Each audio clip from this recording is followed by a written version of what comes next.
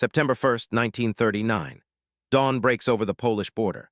Through the morning haze, a formation of sleek, angular fighters screams across the sky, their yellow noses cutting through clouds like daggers. The Messerschmitt Bf-109. In this documentary, you'll discover the complete story of the most produced fighter aircraft in history, from its controversial birth in a defeated nation to its legendary combat record across every front of World War II. This is a story of engineering brilliance, mass production on an unprecedented scale, and the machine that would define aerial combat for an entire generation. But before we dive in, let me ask you this. What if I told you that more Bf-109s were built than any other fighter aircraft in history? Over 33,000 machines rolling off production lines from Munich to Prague, from underground factories to bombed-out workshops still operating in the final days of the war. Stay with me, because by the end of this video, you'll understand why the Messerschmitt Bf-109 is considered one of the most influential combat aircraft ever designed. And if you're a fan of WW2 aviation history, hit that subscribe button. We're covering every legendary warbird from the greatest conflict in history. Here's what makes this story fascinating. While most people know the Bf-109 as Germany's main fighter, few understand the remarkable engineering decisions that made it so effective. This wasn't the most powerful fighter. It wasn't the most heavily armed. It certainly wasn't the most comfortable to fly. But it was brilliantly designed for one thing: mass production in wartime conditions. Think about this for a moment. Between 1936 and 1945, Germany produced more than 33,984 Bf-109s. That's more than the Spitfire, more than the P-51 Mustang, more than any other fighter aircraft in aviation history. These machines flew in every climate, from the scorching deserts of North Africa to the frozen wastelands of the Eastern Front. They fought against every Allied air force, claimed over 15,000 aerial victories, and were flown by the highest-scoring fighter aces the world has ever seen. But here's where it gets interesting. The Bf-109 wasn't born in a time of strength. It emerged from a defeated nation, forbidden by treaty from building military aircraft. Its designer was considered an outsider, his company nearly bankrupt, and the first prototype almost killed its test pilot. Yet this aircraft would go on to dominate the skies in the early war years, terrorize Allied bomber formations, and continue fighting, often outmatched but never outclassed, until the very last days of World War II. Some variants were still flying combat missions in the 1960s, 2 decades after the war ended. This is the complete story of the Messerschmitt Bf-109, the fighter that proved sometimes the best weapon isn't the strongest, but the one you can build in the greatest numbers. To understand the Bf-109, we need to go back to November 1918. Germany lies defeated. The Treaty of Versailles strips away not just territory and reparations, it dismantles the entire military aviation industry. The treaty is explicit: no military aircraft, no air force, no combat training. The victorious Allies are determined that German wings will never threaten European skies again. But treaties exist on paper. Reality unfolds differently. Throughout the 1920s, German aviation survives in the shadows. Designers work for foreign companies. Pilots train secretly in the Soviet Union under clandestine agreements. Aircraft manufacturers produce civilian planes while quietly preserving military expertise. The knowledge doesn't die, it hibernates, waiting for the political climate to shift. By 1933, everything changes. The Nazi regime openly defies Versailles restrictions. The Luftwaffe, Germany's new air force, is announced to the world in 1935, and suddenly there's an urgent problem. Germany has no modern fighter aircraft. The biplanes left over from World War I are obsolete.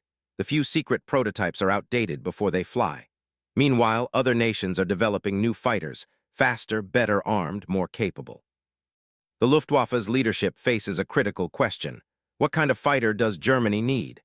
The answer isn't simple. This aircraft must be fast enough to catch bombers, maneuverable enough to dogfight, and simple enough to produce in massive quantities, because everyone knows another war is coming. Here's the challenge. Germany is starting from scratch, years behind Britain, France, and the United States. The new fighter must compensate for lost time through superior design. It needs to be small and light to maximize performance with available engines. It must use innovative construction methods that allow rapid production. And critically, it has to be better than anything the potential enemies are flying. The Reich Aviation Ministry issues a specification in 1934. The requirements are demanding: maximum speed over 400 kilometers per hour, endurance of 90 minutes, armament including machine guns and cannon, and the ability to operate from rough airfields. 4 companies submit proposals: Arado, Focke-Wulf, Heinkel, and a small, struggling firm called Bayerische Flugzeugwerk. The stakes couldn't be higher. Whoever wins this contract will build Germany's primary fighter, potentially thousands of aircraft. The losing companies might not survive. For the Luftwaffe, choosing wrong means entering the next war with an inferior aircraft, and that could mean losing control of the skies before the fighting even begins. The clock is ticking. Germany is rearming in plain sight, and the world is watching. The Luftwaffe needs its fighter, and it needs it fast. But the solution would come from an unexpected place, and from a designer many in the aviation establishment considered difficult, arrogant, and too unconventional to trust with Germany's most important aircraft program. Enter Willy Messerschmitt, a man whose name would become synonymous with German aviation, but in 1934 he's fighting for survival. His company, Bayerische Flugzeugwerk, is nearly bankrupt. His reputation is tarnished by a controversial aircraft crash that killed a prominent pilot. Many Luftwaffe officials distrust him. He's the underdog in this competition, and everyone knows it. But Messerschmitt has a vision that's radically different from his competitors. While other designers propose conventional approaches, biplanes or conservative monoplanes, Messerschmitt goes bold. His design philosophy is brutally simple: strip away everything unnecessary, minimize weight, maximize performance. He envisions an all-metal monoplane with a low wing, enclosed cockpit, and retractable landing gear. Every design choice serves one purpose: speed and efficiency. The aircraft takes shape on drawing boards throughout 1934. Chief designer Robert Lusser translates Messerschmitt's vision into technical reality. The fuselage is narrow, almost cramped, built around the pilot rather than for his comfort. The wings are small, just enough to keep the aircraft aloft, reducing drag and weight. The landing gear retracts outward into the wings, a clever solution that keeps the fuselage slim. Here's where Messerschmitt's genius shows. He designs the aircraft in modular sections. The fuselage splits into 4 separate assemblies that can be built independently and joined together. The wings attach with just 4 bolts. This isn't just about performance, it's about production. When war comes, this design will allow factories to work in parallel, assembling subcomponents simultaneously. But there's a problem. The Junkers Jumo 210 engine, the powerplant specified for the competition, isn't ready. Messerschmitt needs an engine now to build his prototype, so he installs a British Rolls-Royce Kestrel instead. The irony isn't lost on anyone. Germany's future fighter is powered by an engine from a potential enemy. The first prototype, designated Bf-109 V1, is completed in May 1935. It's smaller than its competitors, more aggressive-looking, with lines that suggest speed even sitting still. The aircraft weighs just 1,400 kilograms empty, lighter than its rivals by hundreds of kilograms. September 1935. Test pilot Hans Dietrich Buby-Notz takes the Bf-109 V1 into the air for the first time. The takeoff is tricky. The narrow-track landing gear makes ground handling difficult. But once airborne, the aircraft reveals its true nature. It's fast, incredibly fast, more maneuverable than expected. The controls are light and responsive. However, what happens during the first test flight would shock everyone involved. On landing, the landing gear collapses. The prototype skids along the runway, damaged but not destroyed. It's an embarrassing setback, but the flight data is undeniable. This aircraft is faster than anything else in the competition. Messerschmitt quickly identifies the problem. The landing gear mechanism needs strengthening. Modifications are made. More test flights follow. Each flight confirms what the data suggests. Despite its small size, despite its unconventional design, despite the skepticism from Luftwaffe officials, the Bf-109 is the fastest, most efficient fighter in the competition. By October 1935, all 4 competing prototypes are ready for evaluation at Travemünde. The ministry will conduct direct comparisons, speed tests, maneuverability trials, handling assessments. The Heinkel He-112 is considered the favorite. It's more conventional, better looking, easier to fly. Many officials prefer it. But its real test was about to come during trials that would determine the future of German air power. The first Bf-109 took to the skies at Travemünde on October 1935, and the evaluation results created immediate controversy. In raw speed, the Bf-109 dominated, reaching 467 kilometers per hour, nearly 50 km/h faster than the Heinkel He-112. In climb rate, it was superior. In dive performance, untouchable. The numbers didn't lie. But the pilots hated it. The narrow landing gear made takeoffs and landings dangerous. The cockpit was cramped. Visibility during ground operations was poor. The controls felt too sensitive for less experienced pilots. One test pilot called it a racehorse that only an expert should ride. The Heinkel, by contrast, was forgiving, stable, pleasant to fly. The debate within the Luftwaffe became heated. Should they choose the faster aircraft or the safer one? Ernst Judith, a World War I ace now serving as a senior Luftwaffe official, makes the critical decision in March 1936. The Bf-109 wins the contract. Performance trumps comfort. Speed matters more than ease of handling. The order is placed for 10 pre-production aircraft, designated Bf-109B0. But here's where it gets interesting. Messerschmitt doesn't just build 10. He keeps refining the design with each aircraft. The second prototype gets the German Junkers Jumo 210 engine. The third receives improved armament, 2 machine guns mounted above the engine. The fourth tests a different propeller design. Each aircraft is an experiment, pushing the design further.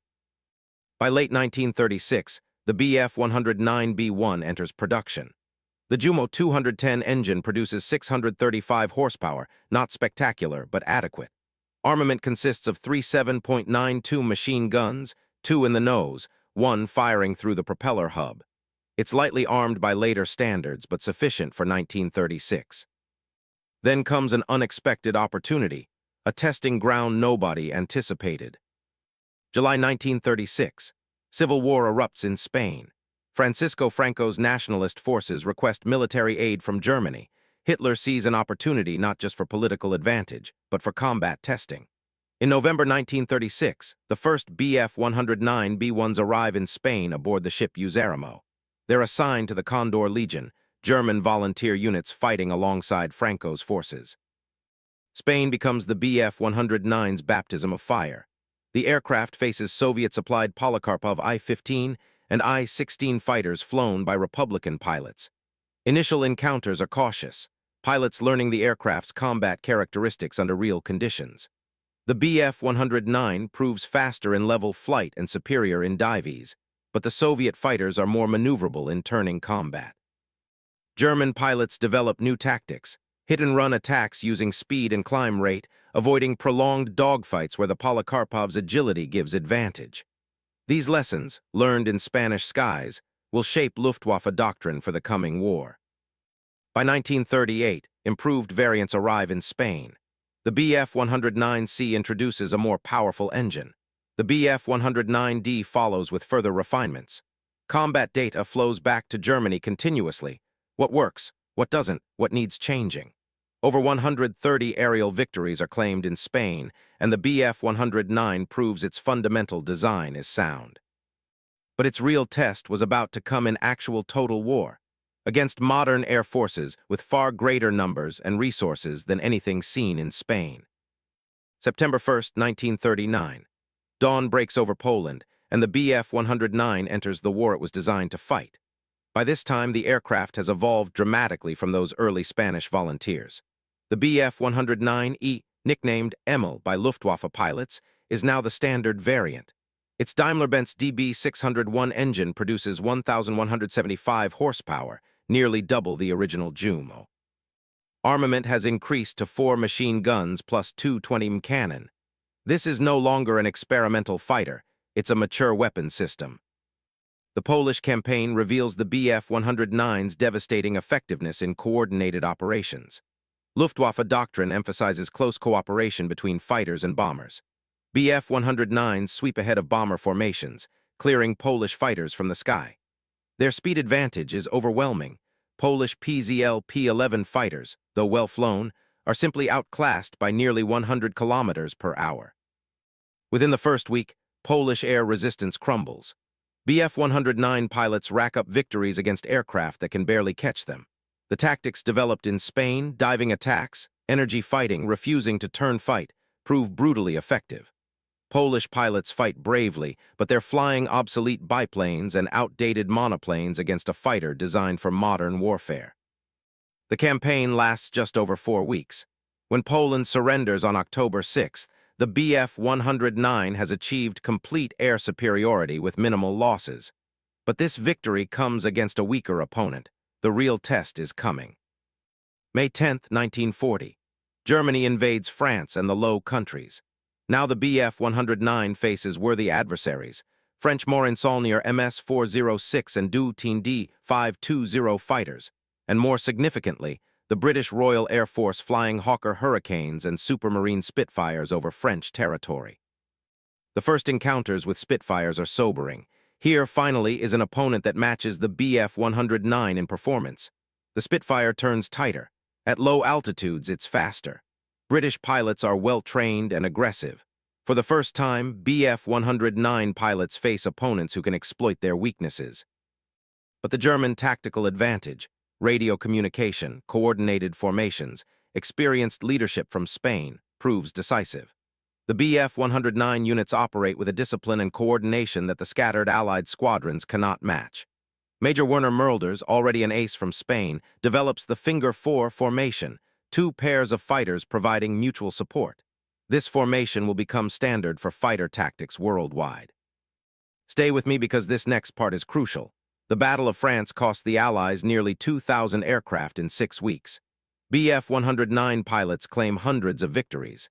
By June 1940, German forces stand on the French coast, looking across the English Channel. The Luftwaffe has achieved air superiority everywhere it's fought. This was just the beginning. What came next would cement its legendary status and reveal its limitations in ways nobody expected. By July 1940, the Messerschmitt Bf-109 is at the height of its power. Over 1,000 MLs are stationed across occupied France, their yellow-nosed formations preparing for the largest air campaign in history, the Battle of Britain. The Luftwaffe has swept aside every air force it's encountered. Confidence runs high. Many pilots believe Britain will fall within weeks. But here's where things took a dramatic turn. The English Channel changes everything. Range becomes the Bf-109's critical weakness. With external drop tanks, the ML can reach London, but fighting time over England is measured in minutes. 10 minutes of combat, maybe 15 if the pilot is disciplined with throttle settings, then the fuel gauge demands a decision. Stay and risk ditching in the Channel or break off and return to France. British pilots are fighting over their own territory. They can fight until their ammunition runs out. Bf-109 pilots must watch 2 gauges simultaneously, ammunition and fuel. August 13, 1940. Adlertag, Eagle Day, the Luftwaffe launches massive raids against British airfields and radar stations. Bf-109 formations escort bomber streams across the Channel. The battles that follow are ferocious. Royal Air Force Hurricanes and Spitfires rise to meet them, and the sky over southern England becomes a swirling chaos of aircraft. The Bf-109 proves superior to the Hurricane in most performance metrics, but the Spitfire, that's a different story. At altitudes above 20,000 feet, the Bf-109 has an edge in speed and climb. Below 15,000 feet, the Spitfire's tighter turning circle and better low-altitude performance makes it deadly. The 2 fighters are so evenly matched that pilot skill and tactical position determine outcomes more than aircraft performance. German aces continue to accumulate victories. Werner Mölders reaches 25 kills in September. Adolf Galland, another Spanish veteran, demonstrates the ML's capabilities in skilled hands. Helmut Wick claims 56 victories before his death in November. These men push the Bf-109 to its absolute limits, but even the best pilots cannot overcome the mathematics of fuel consumption. However, the real story was just beginning on the Eastern Front. June 22, 1941. Germany invades the Soviet Union with over 1,000 Bf-109s, primarily F variants now, with improved engines and refined aerodynamics. What follows is slaughter on a scale unprecedented in aerial warfare. Soviet aircraft, mostly obsolete I-15, I-16, and early Yak fighters, fall in hundreds during the first weeks. Bf-109 pilots achieve kill ratios that seem impossible. 5-1, 10-1, sometimes higher. The vast Eastern Front, with its extreme climate and immense distances, becomes the proving ground where the Bf-109's versatility shines. Winter 1941. Temperatures drop to minus 30 degrees Celsius. Aircraft that were invincible in summer become temperamental machines that refuse to start. Ground crews learn to light fires under engines for hours before dawn missions. The DB-601 engine, despite its sophistication, proves remarkably resilient under conditions that would ground less robust designs. By 1942, improved Bf-109G variants, the Gustav, arrive on the Eastern Front. More powerful engines, heavier armament, refined aerodynamics. These aircraft will become the most produced variant, with over 24,000 built. German pilots flying Gustavs dominate Soviet airspace throughout 1942 and into 1943. Erich Hartmann, the highest-scoring ace in history with 352 victories, flies the Bf-109 exclusively. Gerhard Barkhorn claims 301 victories. Gunther Rahl achieves 275. These numbers, incomprehensible by Western standards, reflect both the intensity of Eastern Front combat and the Bf-109's deadly effectiveness in experienced hands. But every legend has its darkest moment, and for the Bf-109, that moment was approaching faster than anyone in the Luftwaffe realized. Despite its success, the Bf-109 wasn't invincible. By 1943, the aircraft's fundamental limitations become impossible to ignore. The narrow-track landing gear, that weight-saving design decision from 1934, kills more pilots in accidents than many combat missions. Inexperienced pilots struggle with ground loops during takeoff and landing. Training casualties mount as Germany rushes barely trained replacements to frontline squadrons. The cramped cockpit, acceptable in 1936, becomes a serious problem as missions grow longer and more demanding. Pilots squeeze into a workspace barely wider than their shoulders. The canopy restricts rearward visibility, a fatal flaw when enemy fighters attack from behind. Many pilots slide the canopy open during combat despite the performance penalty, preferring awareness over speed. Range remains the perpetual curse. Even late-war variants with drop tanks cannot escort bombers deep into enemy territory and return with adequate fuel reserves. Over the Mediterranean, over the Eastern Front's vast distances, over the Reich itself as Allied bombers penetrate deeper, Bf-109 pilots must constantly calculate fuel consumption against combat requirements. Then there's firepower. While early war armament was adequate, by 1943, the Bf-109 faces heavily armored American bombers, B-17s and B-24s bristling with defensive guns. The standard armament of one 20mm cannon and 2 machine guns lacks stopping power. Modifications add heavier cannon, 30mm weapons that can destroy a bomber with a single hit, but the additional weight degrades flight performance. The Bf-109 becomes slower, less maneuverable, more vulnerable to escort fighters. Engine reliability deteriorates as the war drags on. Skilled workers are drafted into combat units. Manufacturing quality declines under constant Allied bombing. Synthetic fuel, petroleum, is scarce, causes increased engine wear. Pilots report mechanical failures that would have been rare in 1940 becoming commonplace by 1944. You won't believe what happened during the defense of Germany. Losses that mounted so quickly that even the Bf-109's legendary status couldn't save its pilots from overwhelming odds. Yet one mission would prove why this aircraft earned its place in history, despite these mounting challenges. October 14, 1943. The skies over Schweinfurt, Germany. This single day encapsulates everything the Bf-109 was designed to do, and everything the Luftwaffe was fighting to preserve. 291 American B-17 flying fortresses are inbound, targeting ball-bearing factories critical to German war production. The bombers fly without fighter escort. P-47 Thunderbolts lack the range to accompany them this deep into Germany. For the Bf-109 pilots scrambling from airfields across southern Germany, this is the moment their entire training has prepared them for. The first formations intercept at 9:30 hours. Over 300 German fighters, mostly Bf-109GS, attack the bomber stream in waves. The tactic is brutal. Head-on passes at closing speeds exceeding 800 kilometers per hour, aiming for cockpits and engines. The 30 cannon-armed Gustavs close to within 200 meters before firing, close enough to see the bomber pilots' faces. The sky becomes a maelstrom of tracer fire and smoke trails. B-17s fall, some spinning out of formation trailing fire, others breaking apart in midair. American gunners throw up walls of .50 caliber defensive fire. Bf-109s press through it, accepting casualties to break up the bomber formations. Once the tight defensive boxes fragment, individual bombers become vulnerable to sustained attacks. Oberleutnant Walther Dahl leads his formation through 3 separate attack runs. His wingman is shot down on the second pass. He continues alone, ammunition exhausted, shadowing damaged bombers to Vector and other fighters. This is the discipline learned through years of combat, individual sacrifice for collective effectiveness. Major Egon Mayer, the Luftwaffe's foremost expert in bomber interception tactics, flies his personal Bf-109 G6 into repeated head-on attacks. He's already credited with 102 victories, many against American heavy bombers. Today he adds 3 more B-17s to his tally before his ammunition runs dry. By mission's end, 60 B-17s are shot down. Hundreds of American aircrew are dead or prisoners. The Germans lose 38 fighters, acceptable losses for such destruction. The Americans call it Black Thursday. The raid forces a temporary halt to unescorted daylight bombing deep into Germany. This is what the Bf-109 was built for, defense of the Reich against overwhelming numbers.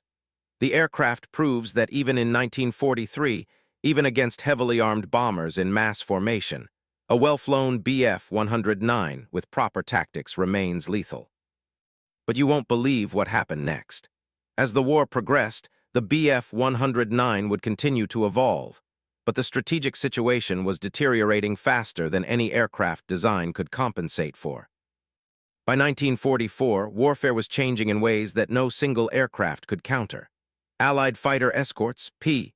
Mustangs with drop tanks, now accompany bombers all the way to Berlin and back. The Luftwaffe faces not just technological challenges but mathematical impossibility. Too few pilots, too little fuel, too many enemies. Yet production of the Bf-109 actually increases. Factories dispersed across Germany and occupied territories continue building Gustavs at unprecedented rates. Over 14,000 Bf-109 GS roll off assembly lines in 1944 alone, more than any previous year. The aircraft has become easier to manufacture, its modular design proving prophetic. Semi-skilled workers in bombed factories can assemble subcomponents that fit together with minimal adjustment. The Bf-109K enters service in autumn 1944. The Kurfürst, or K4, represents the final evolution of Messerschmitt's 1934 design. The Daimler-Benz DB605 engine, boosted to 2,000 horsepower with MW50 methanol water injection, pushes the aircraft to 710 kilometers per hour. This is 250 km/h faster than the original prototype, a testament to continuous refinement. But here's where it gets interesting.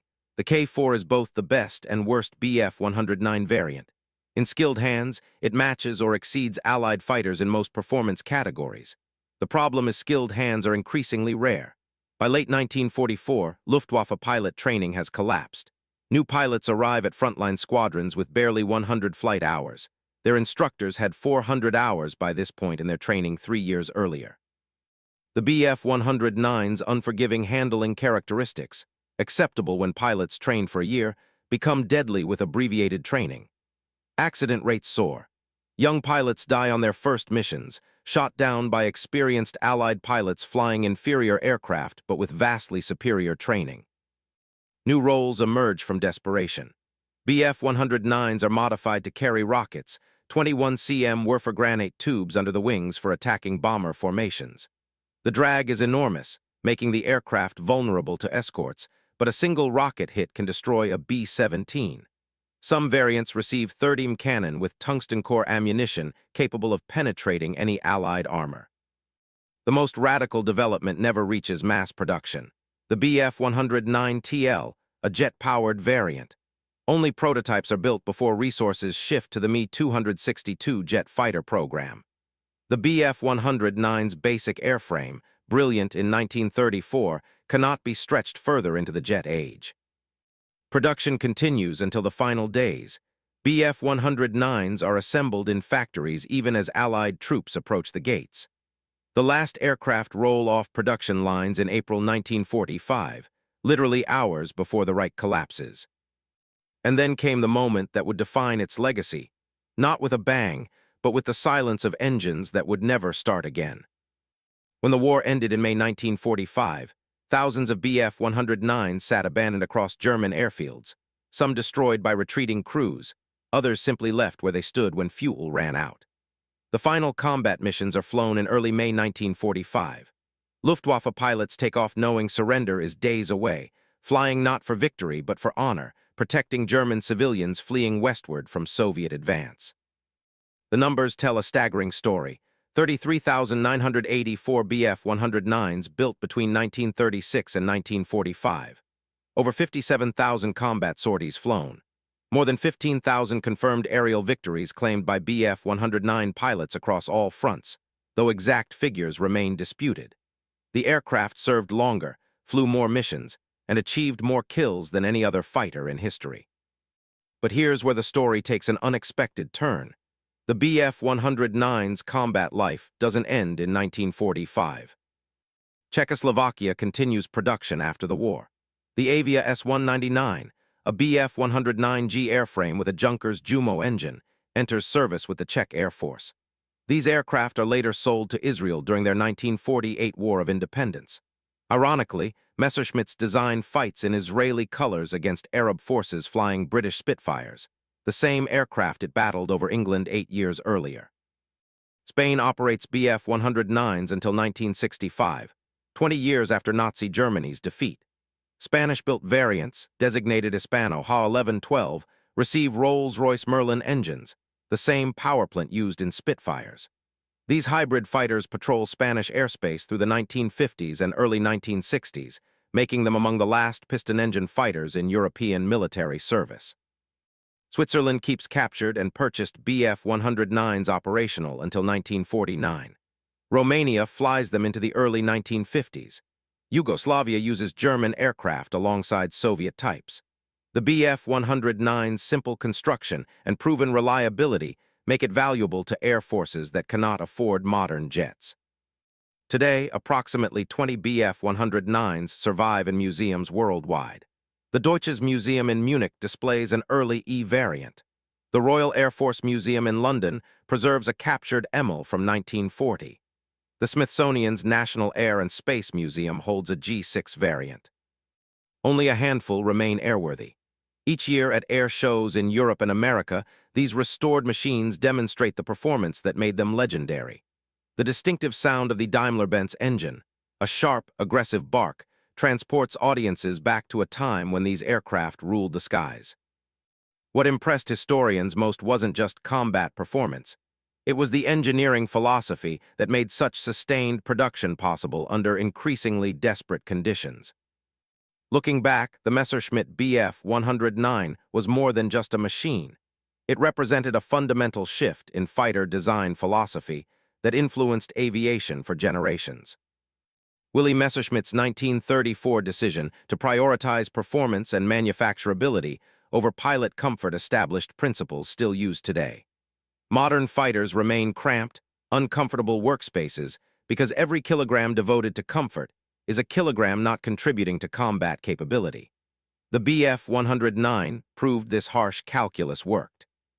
The modular construction, criticized initially as cost-cutting, revolutionized aircraft production. Building subassemblies in parallel, then joining them rapidly on final assembly lines, became standard practice. Boeing's 747, Airbus's A380, every modern airliner uses manufacturing techniques pioneered with the Bf-109. Tactically, the aircraft forced adversaries to evolve. The Finger 4 formation, developed by Bf-109 pilots, replaced outdated Vic formations worldwide. Allied air forces studied captured Bf-109s obsessively, adopting successful features while exploiting weaknesses. The constant tactical evolution, boom and zoom attacks, energy fighting, coordinated formations, shaped all subsequent fighter doctrine. Technologically, The Bf-109 demonstrated that continuous incremental improvement could extend an airframe's combat viability far beyond original expectations. From 467 km/h in 1935 to 710 km/h in 1944, from 3 machine guns to heavy cannon and rockets, the basic design accommodated 9 years of warfare without fundamental redesign. Perhaps most significantly, the Bf-109 proved that quantity has a quality all its own. 33,984 aircraft meant the Luftwaffe could sustain losses that would have grounded air forces operating smaller fleets. This production achievement, maintaining output under strategic bombing, resource shortages, and territorial contraction, remains studied by military planners today. The aircraft's combat record speaks for itself. It flew on every front, in every climate, against every major air force of World War II. It remained competitive throughout the conflict despite facing increasingly superior opponents with better-trained pilots and overwhelming numerical advantages. So there you have it, the complete story of the Messerschmitt Bf-109. From a controversial design by a nearly bankrupt company to the most produced fighter aircraft in aviation history, this machine proved that brilliant engineering, combined with pragmatic manufacturing, can create weapons that define an era. 33,984 aircraft built, over 57,000 combat sorties, more than 15,000 aerial victories, service spanning from 1937 to 1965. The Bf-109 flew longer, fought harder, and influenced fighter design more profoundly than perhaps any other aircraft of its generation. It wasn't the most powerful fighter. It wasn't the most comfortable. It certainly wasn't the most forgiving to fly. But it was exactly what it needed to be, a weapon that could be built in massive numbers, maintained under terrible conditions, and flown effectively by pilots ranging from legendary aces to barely trained teenagers. The legacy endures not just in museums and airshows, but in the design principles of every modern fighter aircraft. Speed over comfort, performance over ease, capability over convention. These principles, proven in the skies over Europe, Africa, and the Eastern Front, remain fundamental to fighter design 8 decades later. What impressed you most about this legendary warbird? Let me know in the comments below. And if you want to see more deep dives into WW2's greatest aircraft, subscribe and hit that notification bell. Thanks for watching WW2 Aviation, and I'll see you in the next one.